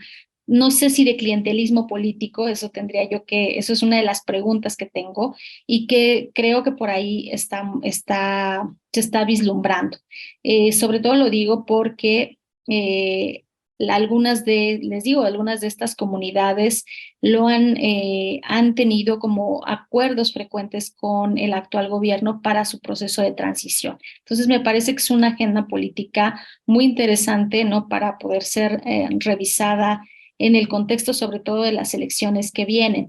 Es curioso porque a pesar de que algunas de estas comunidades que ejercen su autogobierno han rechazado las elecciones municipales, sí participan, ¿no? en la elección estatal y en las elecciones federales, y entonces aquí creo que es un fenómeno importante de revisar. Y bueno, pues eso es lo que hasta aquí yo termino mi presentación. Gracias. Muchísimas gracias, doctora Verónica Martín Correa. Es el turno de presentar la ponencia del doctor Miguel Rodrigo González Ibarra. Él va a presentar su título de la ponencia es Gobernanza Ambiental y Ciudadanía para el Desarrollo Sostenible en México, el caso de Isla Aguada en Ciudad del Carmen, Campeche. El doctor Miguel González Ibarra es doctor en Ciencias Políticas y Sociales por la Universidad Nacional Autónoma de México. Orienta su trabajo hacia el estudio de la acción colectiva, análisis de políticas públicas e incidencia política de la sociedad civil. Es miembro de la Red Latinoamericana de Metodología en Ciencias Sociales, NODO, México, así como del Centro Latinoamericano de Administración para el Desarrollo. Actualmente es profesor investigador titular en el Departamento de Sociología de la Universidad Autónoma Metropolitana Unidad Iztapalapa. Bienvenido, doctor Miguel. Sí, muchas gracias. pues felicitar también a la maestra Erika Granados, a todo ese equipo en la coordinación de Ciencia Política, por esta jornada que es fundamental para el país, para Latinoamérica, y felicitar también a los colegas que acaban de exponer, porque sus ponencias son centrales para comprender el desarrollo de las políticas públicas locales y que requieren pues de múltiples procesos de análisis. Pues bien, pues yo quiero compartir con ustedes una presentación de un trabajo de investigación que estamos desarrollando. Agradecer primero, antes que nada, el apoyo de Moisés Frutos, de Ramón Martínez, de Esther Solano, de la Universidad Autónoma de Ciudad de Carmen, y del comisario Alberto Emir Aranda, de Isla Guada, por el apoyo para este trabajo. Este trabajo está registrado en el Consejo Divisional de Ciencias Sociales de la UAM Iztapalapa, y bueno, trataré de hacer un intento de síntesis, ya que pues tengo mucha información, estoy todavía en proceso de analizar datos, de visitar nuevamente este lugar, porque hay muchas cosas que siguen pendientes. Pero bueno, yo quiero comentar lo siguiente y hacer un primer, digamos, planteamiento. El desarrollo sustentable es una aspiración que tienen los países en la actualidad y que resulta pues una complejidad y una tarea impresionante, ¿no? Sobre todo si lo planteamos desde una visión de política integral y que garantice sobre todo el bienestar humano y al mismo tiempo pues considere el equilibrio del entorno y el desarrollo socioeconómico y ambiental, ¿no? Este es un nuevo paradigma que no es reciente, pero que sí abre la posibilidad de discutir, de problematizar y sobre todo de comprender qué está pasando en estas regiones del sureste mexicano, en un momento crítico donde se advierte la llegada de un megaproyecto, el proyecto Tren Maya, y donde uno de los principales temas que estamos discutiendo con este grupo de investigación de UNACAR es hasta qué punto se involucra a la ciudadanía en los asuntos públicos, bajo un principio, por supuesto, de democracia participativa, y donde cada vez encontramos en los recorridos, como pueden ver en esta fotografía que tomé, donde cada vez existe pues indiferencia, falta de cultura política y sobre todo pues esto que decían hace un momento las y los compañeros, la falta de construcción de agenda política, ¿no? Efectiva. Un primer acercamiento que nosotros empezamos a destacar en este trabajo es distinguir esta noción de gobernanza y ciudadanía ambiental, ¿no? Y si bien no es un enfoque, digamos, teórico reciente, aunque se problematizó en la década de los 90 como la etapa del buen gobierno, ¿no? Y después varios autores, entre ellos Aguilar, Brenner, etcétera, destacaron la necesidad de revisar la nueva gobernanza basada en mecanismos de participación y en colaboración de la ciudadanía, sobre todo en el análisis, en el diagnóstico y en el proceso de estructuración de la agenda política, ¿no? Cuando nosotros hablamos de cómo analizar una agenda política, teóricamente, tenemos que distinguir entre la gestación de la agenda, es decir, cómo se va formando un tema en la opinión pública, en el sistema político, y también cómo se va construyendo a partir de diferentes posiciones entre actores y que activen la llamada deliberación para comprender los alcances de una política pública y sobre todo entrar a un proceso de representación, análisis, racionalidad y todo lo que implica la formulación de una política, ¿no? Pues un primer acercamiento que podemos comprender en este sentido es que la gobernanza se refiere a un proceso complejo de interacción y negociación de intereses, con frecuencia contrapuestos entre diferentes actores, ¿no? Como pueden ubicar en esta fotografía, bueno, no necesariamente se habla de cooperación y trabajo y acuerdo entre todas y todos los participantes en un tema, sino también con procesos de conflicto, de desconfianza hoy, de falta de transparencia, de inequidad, ¿no? Y sobre todo de múltiples modalidades y estrategias que se producen entre los actores institucionales y los actores sociales, ¿no? Aquí, esto es muy importante. Recientemente, el doctor Luis Aguilar publicó un libro sobre el nuevo gobierno, así se llama, la noción de gobierno y el nuevo gobierno, y habla de eso, ¿no? De que la gobernanza tal vez requiere un replanteamiento, ¿no? Para ver hasta qué punto se habla de cooperación, interacción, sino más bien él destaca esta parte de construcción de la agenda basada en capacidades institucionales, capacidades tecnológicas y capacidades políticas, en el sentido de compartir estos espacios de negociación, de acuerdo, pero también de conflicto, ¿no? Y aquí un concepto que es muy útil es el de incidencia, ¿no? La incidencia se refiere básicamente a este proceso en el cual se construye una modalidad concreta de participación hacia la toma de decisiones y hacia el ejercicio del poder, ¿no? Con el fin de modificar ciertas decisiones, ¿no? Lo escuchábamos hace un momento con el caso de la política urbana, ¿no? Y de este concepto que atinadamente los colegas mencionan de las coaliciones, ¿no? Frente al debate que hay en diferentes proyectos y donde existe un concepto ahí también clave, que es la dinámica y la estructuración de la agenda política de poder, ¿no? Finalmente, lo que estamos discutiendo pues, es cómo se ejerce el poder.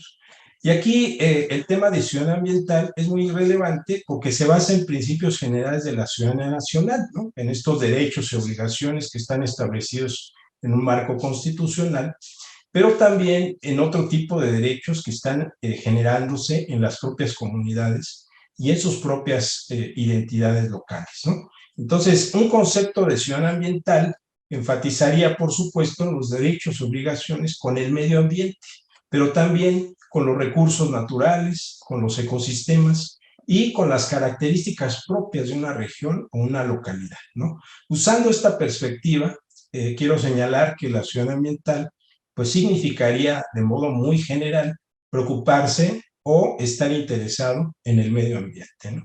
Partiendo de esta premisa, podemos ahora sí plantear que existe una diversidad de actores también no estatales, como las organizaciones sociales nacionales, internacionales, transnacionales, donde recientemente se habla de una nueva clase, por ejemplo, de ciudadanos que se enfocan en temas globales, y uno de ellos pues, es el medio ambiente, ¿no?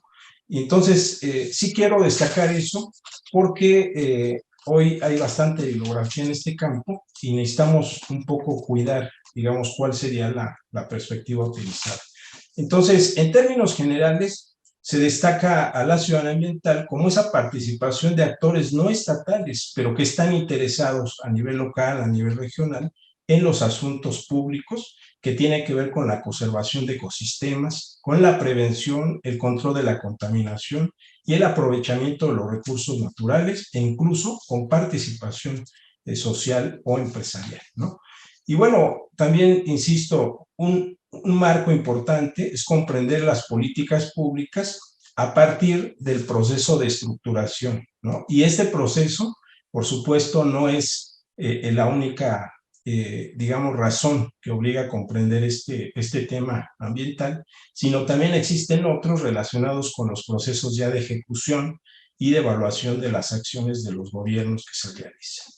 Bien, pues partiendo de esto, quiero compartir brevemente un panorama muy general que gracias a los investigadores de UNACAR he podido comprender cada vez mejor, pero la región del sureste mexicano en los últimos años, décadas, pues se ha caracterizado y se ha distinguido por múltiples políticas que se estructuraban con la idea de generar una economía abierta y sobre todo pues una economía basada en el petróleo, ¿no?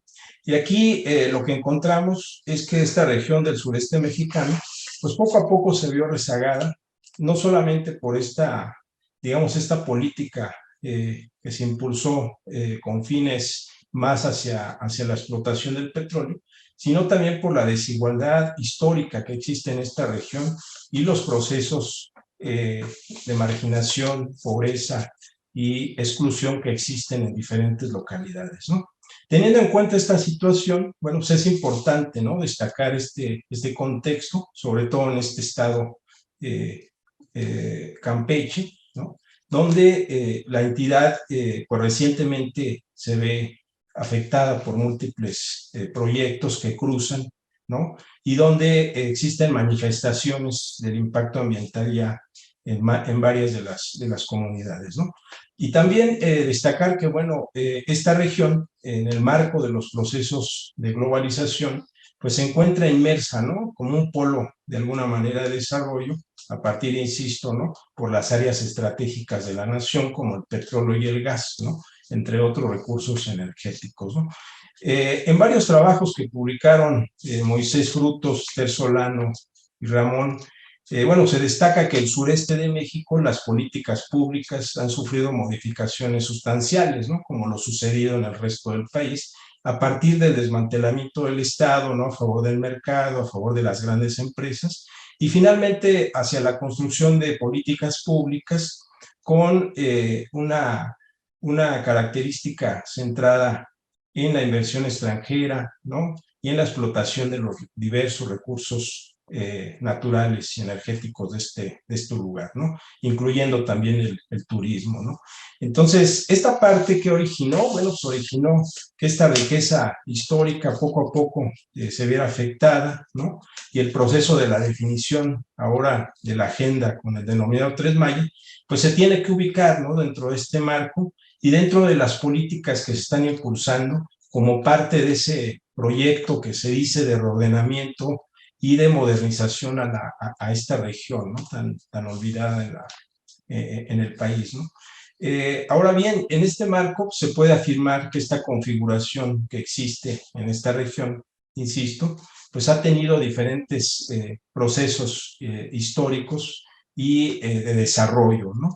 Aquí, en un dato que exploramos, ¿no?, la maestra Esther Solano, se habla mucho de estos términos, ¿no?, cómo la actividad petrolera se ha venido configurando espacial y temporalmente desde el siglo XIX hasta el siglo XXI, ¿no?, y donde hay diferentes, digamos, procesos políticos y económicos que es necesario investigar, analizar y comprender, ¿no? En esta gráfica que tienen abajo, por ejemplo, en una encuesta que encontramos, pues se destaca, ¿no?, un poco un panorama de cómo está la situación en esta región de Campeche, donde uno de los temas que salen a colación en el análisis pues es la inseguridad, el desempleo, ¿no?, la falta de servicios de salud, la pobreza, la corrupción, entre otros, ¿no?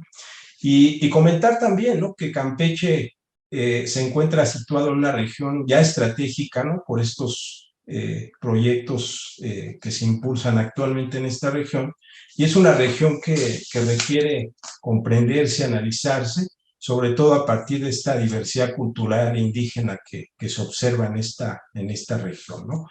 En fin, quiero también ahora comentar qué está pasando en esta localidad, ¿no?, de Isla Aguada, ¿no?, que forma parte de Ciudad del Carmen, ¿no? Ciudad del Carmen, por supuesto, está ubicada en el sureste mexicano, está inmersa desde los años 80 en un proceso de modernización y urbanización acelerado, ¿no?, donde pues se agudizan cada vez más los problemas sociales, económicos y ambientales, ¿no?, a partir de, como mencioné, de la explotación petrolera en la zona de Campeche, ¿no? Y en este marco, también un poco revisando la bibliografía de los compañeros de UNACAR, el desarrollo económico de esta región está determinado por un complejo número de factores que advierten los problemas de una cultura rapaz, ¿no?, hacia el petróleo, con un fuerte impacto en las regiones, a pesar de todo el proceso de extracción y de todo el desarrollo, digamos, en esa parte petrolera, ¿no?, que existe. Entonces, estamos ubicando aquí a varias localidades de la Ciudad del Carmen, ¿no?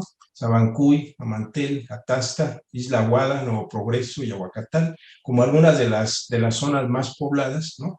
Y donde podemos ubicar en el caso de Isla Aguada, ¿no?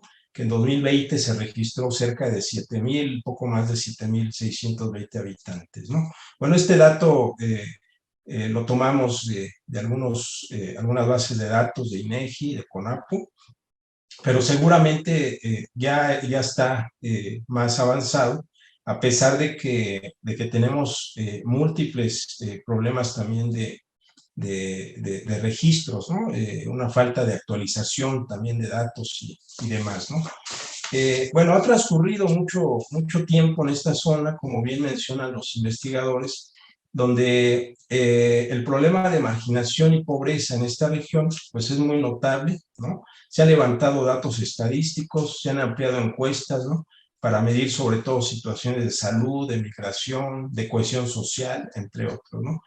Y bueno, a la fecha que se observa, ¿no? Con los primeros datos que revisamos, pues que siguen existiendo condiciones de desigualdad, de escasa participación ciudadana de los habitantes en la discusión de los asentamientos irregulares, de los problemas sociales y públicos, y también un fuerte control, de alguna manera, social en las comunidades ante los diferentes proyectos, ¿no? Que se advierten, como el Tren Maya, ¿no? Aquí, si bien esta entidad no, digamos, hay investigación, pero no se habían preocupado por estas características, digamos, locales, ¿no? Que están padeciendo múltiples regiones de Ciudad del Carmen. Es importante destacar el caso de Isla Aguada, porque recientemente, bueno, es un sistema lagunar que forma parte de un complejo amplio, ¿no? Donde hay pues múltiples, digamos, descargas de agua dulce, sedimentos, ¿no? Es un lugar apropiado para la reproducción de especies de agua dulce, local y migratoria, entre otros, ¿no? Y bueno, ¿qué es lo que hicimos aquí? Pues nos acercamos, ¿no? Para un trabajo exploratorio, ¿no? Con una encuesta que empezamos a trabajar en el mes de mayo, y aplicamos un cuestionario, ¿no? En varias colonias, ¿no? de este lugar, con estudiantes de la UNACAR. Más o menos tratamos de hacer zonas en las entrevistas que fueran en lugares estratégicos, ¿no? Y también complementar con entrevistas para ir haciendo una interpretación de este lugar. ¿Y qué fue lo que encontramos, ¿no? Respecto a temas ambientales? Bueno, en el cuestionario, lo primero es saber un poco los datos generales de los entrevistados, cómo habían, digamos, percibido, ¿no? El tema en términos del conocimiento de valores ambientales, problemas socioambientales, participación ciudadana, la incidencia ciudadana, la evaluación del gobierno local, entre otros, ¿no? ¿Y qué es lo que encontramos? Pues básicamente encontramos que siguen mencionando los temas relacionados con medio ambiente. Por ejemplo, el tema del respeto es un tema importante, ¿no? Cuando se les pregunta con qué palabra, con qué frase identifica el medio ambiente, ¿no? La solidaridad, la cooperación. Y también encontramos temas relacionados con los recursos, ¿no? Por ejemplo, el mangle, la laguna, las aves, los delfines, la parte histórica, ¿no? Con el faro, que es un lugar histórico de mucho valor simbólico. La parte social, ¿no? Con las cooperativas pesqueras, ¿no? Los grupos ambientales, los grupos de vecinos, entre otros, ¿no? Y lo que encontramos es que pues cada vez más, ¿no? Se destaca estos problemas de articulación que tienen los gobiernos municipales y estatales hacia este tipo de regiones, con problemas relacionados con residuos sólidos, falta de agua potable, inundaciones, inseguridad, alcoholismo y drogas, falta de empleo, sobrepesca, ¿no? Que también mencionaban mucho los pescadores, ¿no? A lo largo del recorrido.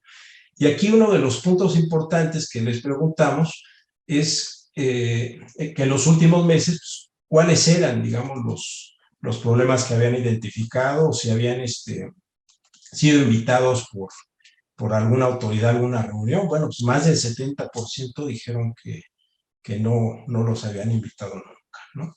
También preguntamos si era importante evitar la venta de terrenos o privatización de playas a particulares o extranjeros, y más del 60% dicen que es muy importante esto, ¿no? Evitar la venta de terrenos, ¿no?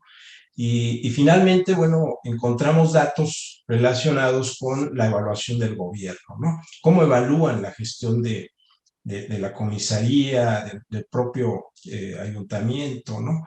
Y entre otros puntos, ¿no?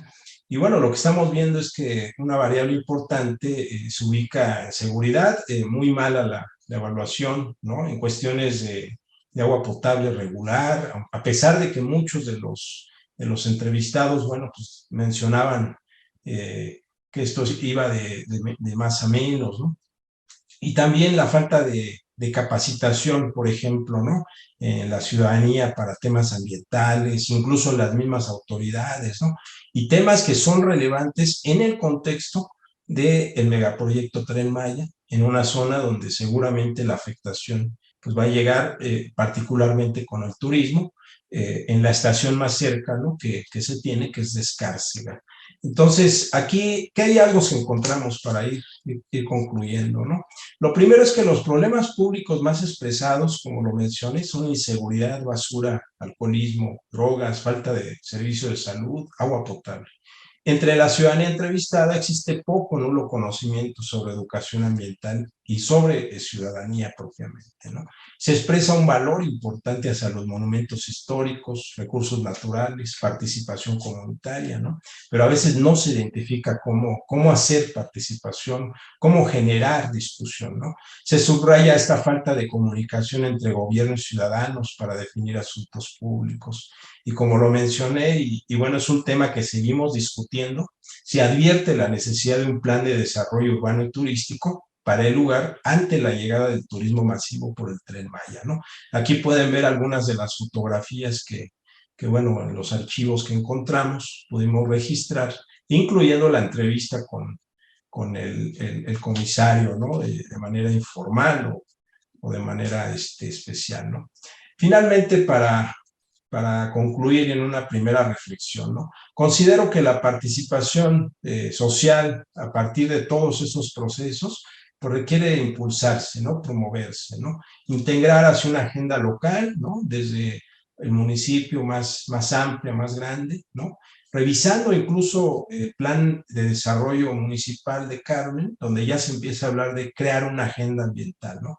Entonces eso es interesante porque se requiere vincular estas acciones, promover estos datos hacia los procesos de deliberación y la construcción de la estructuración de la nueva agenda que se requiere en este lugar, ¿no? Promover un cambio de conducta también, ¿no? Entre los individuos que es un tema mayúsculo que tiene que ver con la educación finalmente, ¿no? Contribuir a la formación de conciencia crítica y participativa, que es muy útil. Y sobre todo destacar que el caso de Isla Guala es un botón de muestra de lo que se agudizará en los próximos años en la península con la llegada del turismo masivo, ¿no? Desde mi punto de vista, urge un plan integral para el desarrollo social y turístico en gobiernos locales, donde la ciudadanía sea el motor de las propuestas en la agenda de gobierno. Y bueno, este tema, insisto, lo vamos a seguir discutiendo. Hay mucha bibliografía que se puede ir destacando, particularmente de los colegas de UNACAR, y también señalar que, bueno, pues este no es un proceso acabado, ¿no? Hemos estado en varios seminarios y ahora vamos rumbo a Carmen, ¿no? Para destacar la siguiente etapa, que sería complementar con algunas entrevistas, grupos focales, pero también poner de relieve la importancia que tiene la colaboración interinstitucional entre universidades, ¿no?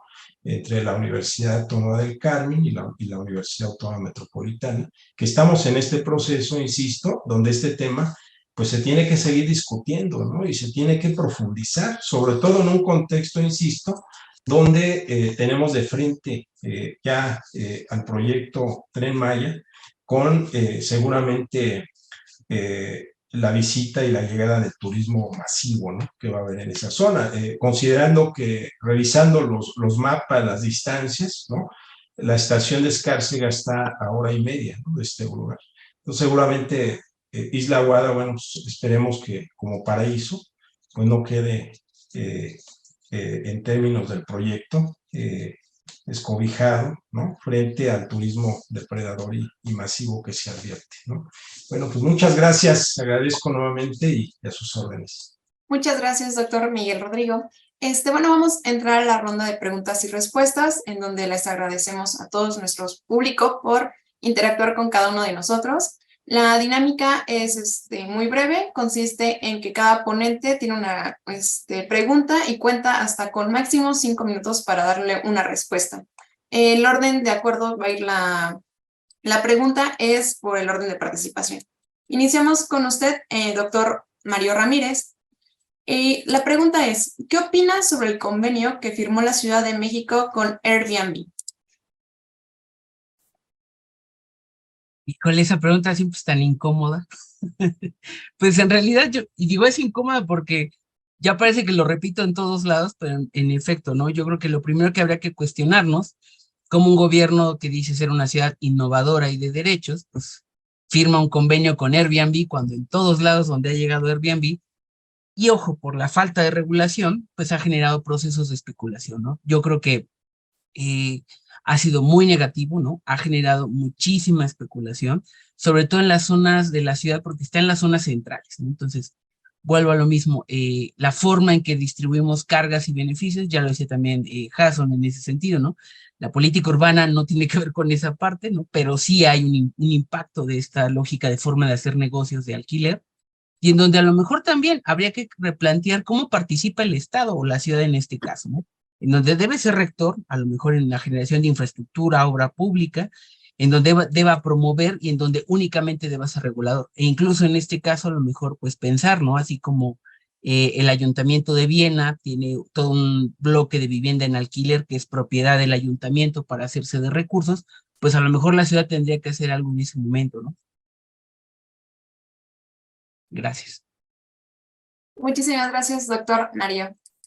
Maestro Jason, la pregunta es, ¿cuáles son los principales problemas y desafíos en materia de política urbana? Cuenta igual con hasta 5 minutos para dar respuesta.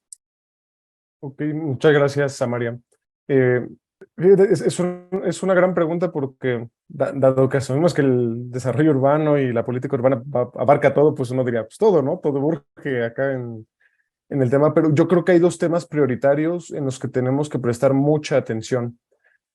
Uno es la disponibilidad de suelo en el país, ¿no? O sea, ya lo he escuchado más de una vez por parte del sector inmobiliario que dice, hay dinero y tenemos muchísimo, lo que no hay es suelo donde construir, ¿no? Que está llevando a que se cometan este tipo de atrocidades extremadamente verticales para justificar y sobreexplotar el espacio.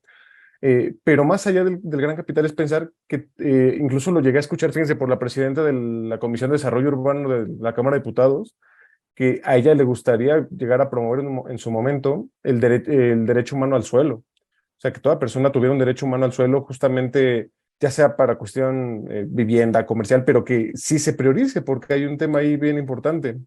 Luego tenemos usos de suelo comercial, pero no se usa para comercios. A lo mejor la gente vive ahí, o a veces tenemos usos de suelo vivienda y la gente comercia desde su casa. No tenemos una regulación de eso porque ni siquiera tenemos bien gestionado el suelo, ¿no? Y no está bien gestionado porque los municipios no gestionan bien sus catastros. O sea, es una información súper complicada, difusa, que calcularlo en más de 2,000 municipios es un gran reto, ¿no? Yo creo que es el primero. Y junto con el del suelo, lo mencionaba un poco al final de mi ponencia, es el tema de la vivienda. Sí o sí no podemos dejar o quitar el dedo del renglón el tema de la vivienda. De hecho, es la lucha generacional del derecho social de nuestra generación, ¿no? Y digo, me incluyo ahí, o sea, como parte de la generación joven, que tengamos derecho a acceso a la vivienda, que el Estado vuelva a impulsar una gran línea de créditos para que la gente pues pueda utilizar eso. O sea, de hecho, ese dato tenía ahí un dato de inicios del sexenio, que básicamente el último dato que ellos tenían era en 2015, no, 2015 o 2017, me puedo equivocar, pero básicamente nos daban a entender que casi 7 de cada 10 viviendas compradas en ese año eran con dinero propio, no con líneas de crédito social o de recursos sociales, ¿no? Entonces, creo que por ahí va el asunto. O sea, es decir, el acceso a la vivienda y sobre todo que sea vivienda adecuada, no la vivienda que se nos está promocionando a nosotros, que asumen que vamos a vivir solos, hacinados en espacios de 30 metros cuadrados, ¿no? Es decir, vivienda adecuada justamente para el desarrollo unifamiliar o multifamiliar. Es ahí donde yo creo que están los dos grandes temas, y yo apostaría mucho que esa es la agenda que tenemos que buscar para el próximo año, ¿no? O sea, dado que vienen elecciones, tenemos que comenzar a posicionar el tema para que a nivel federal se comience a gestionar eso y pueda ir permeando a los locales. Esos serían mis 2 puntos. Muchas gracias, María. Muchas gracias, maestro. Por su parte, doctora Verónica, la pregunta es, ¿por qué no se institucionalizan las regidurías indígenas para que participen en los cabildos de voz y voto?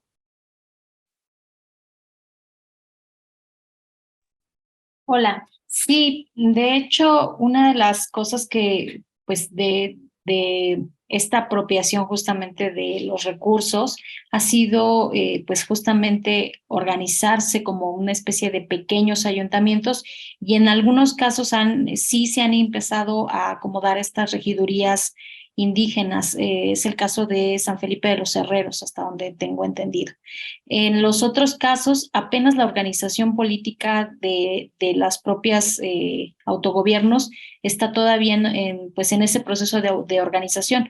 Una de las cosas que, bueno, que mencionan algunos líderes comunitarios es que principalmente el conflicto está en cómo organizarse y cómo empezar a distribuir, digamos, la base del poder entre los líderes, entre el jefe de tenencia y entre quienes están organizándose. Entonces es todavía como un proceso que está ahí avanzando.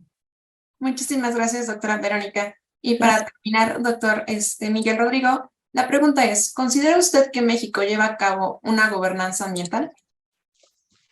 Mira, si revisamos el Plan Nacional de Desarrollo del actual gobierno, el denominado de la Cuarta Transformación, se advierten algunos planteamientos muy generales, ¿no? Muy discursivos, pero con poca eficacia para gobernar. ¿Qué quiere decir eso? O sea, realmente hablar de un plan de desarrollo donde se promueve una gobernanza ambiental, no lo tenemos, ¿no? ¿Y por qué? Porque la gobernanza implica la construcción, insisto, no solamente de un marco normativo con base en las necesidades y capacidades institucionales de los diferentes estados, de las diferentes regiones, de las diferentes localidades, pero también advierte un sistema de conocimiento de la propia sociedad, ¿no?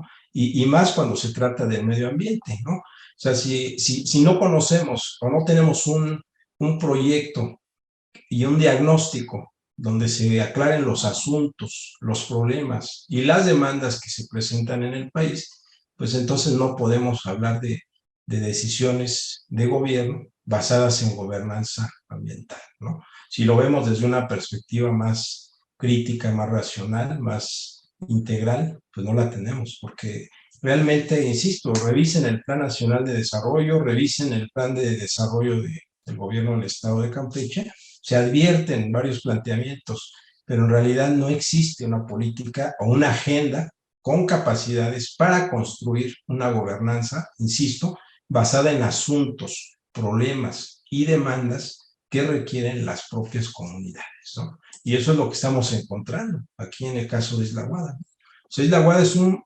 botón de muestra de las contradicciones que se están generando en las comunidades locales de esa zona, ¿no? Frente a la llegada de un megaproyecto, ¿no? Donde se dice que es de ordenamiento, de incentivar la economía, pero atrás está todos los efectos que hay, ¿no? Hacia las poblaciones, como este caso, ¿no? Y que son problemas históricos, ¿no? O sea, es muy complicado entonces hablar de eso. Y además, bueno, considerando que nuestro plan de desarrollo es muy limitado, ¿no? Es más meramente un discurso ideológico. Así es. Muchísimas gracias. Les agradecemos a cada uno de ustedes y a nuestro público que nos acompañó en esta mesa. Los invito a continuar con la mesa 16 titulada Diversos actores sobre la justicia. Muchísimas gracias. Que tengan buena tarde. Gracias. Gracias, buena tarde. Gracias, buena tarde.